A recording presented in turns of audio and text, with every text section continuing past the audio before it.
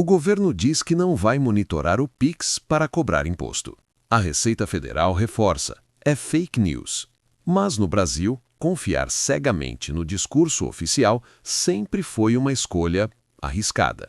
Porque a história mostra que nenhuma ferramenta de controle nasce para o cidadão comum, mas quase sempre termina nele.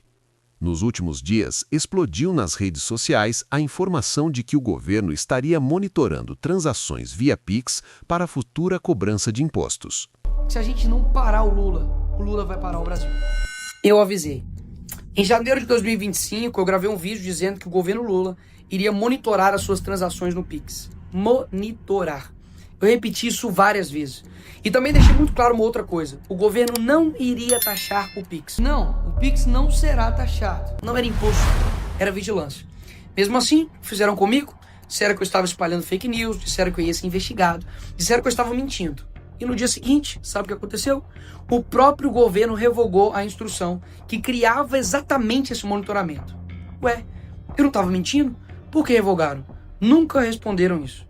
Mas agora vem a parte que eles torcem para que você não perceba.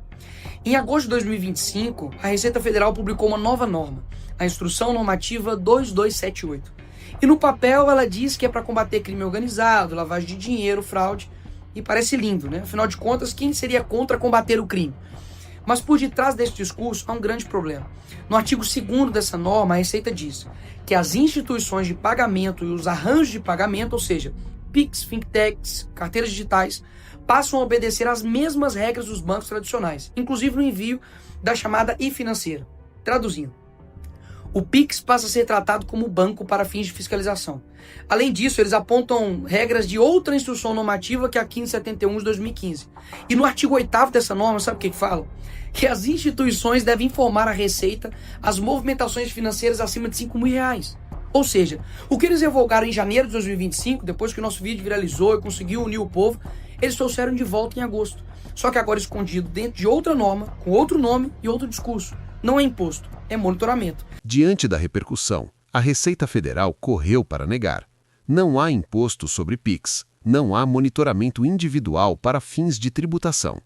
Bom dia, Neila, para você e para todos novamente. Olha, a Receita Federal reforça que são completamente falsas essas informações em relação à cobrança de imposto em relação às transações feitas por via Pix. Em nota, o órgão diz que não existe qualquer forma de tributação sobre o Pix, nem fiscalização das movimentações financeiras, já que o Pix é uma forma de pagamento e não existe nenhuma cobrança de qualquer tipo de imposto sobre essas transações. Oficialmente, o caso estaria encerrado aqui. Mas quem acompanha a política há mais de 5 minutos sabe, quando o governo precisa reforçar demais uma negativa, vale prestar atenção. O que está sendo omitido do debate? E agora vamos sair do juridiquês e ir para a vida real. Você que é feirante, manicure, motoboy, ambulante, autônomo. Se você movimentar mais que R$ 5.000 no mês pelo Pix, isso não bater com o que você declarou no imposto de renda, a Receita vai saber. E você pode cair numa malha fina, pode ser chamado, pode ter que explicar, e pode acabar pagando imposto que nunca imaginou pagar. Não porque você virou criminoso, mas porque o Estado passou a olhar para o seu Pix como se fosse um dinheiro suspeito. E foi exatamente isso que eu denunciei lá em janeiro. Eles não queriam taxar o Pix, eles queriam te controlar. Quando milhões de brasileiros reagiram, eles recuaram. Agora, com o povo distraído, fizeram de novo. Só que é disfarçado. E a liberdade não acaba de uma vez. Ela vai sendo tirada aos poucos, por portaria, por instrução normativa, por ajuste técnico, até o dia em que o governo sabe mais sobre o seu dinheiro do que você mesmo. E aí, pode ser tarde demais. O governo diz que não vai monitorar para cobrar imposto. Talvez hoje, não. Mas o que impede um decreto amanhã? Uma mudança de interpretação? Uma necessidade fiscal emergencial? A máquina arrecadatória do Estado nunca anda para trás, apenas encontra novos caminhos. E quando encontra, dificilmente pergunta se o cidadão concorda. Não se trata de acreditar ou não no governo. Se trata de entender como o poder funciona. Quem controla os dados, controla o jogo.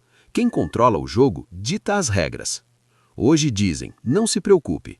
Amanhã dizem, é só uma adequação. Depois dizem, é para o seu próprio bem. No Brasil, desconfiar não é paranoia, é sobrevivência política. Porque quando o Estado erra, ele não paga a conta. Você paga.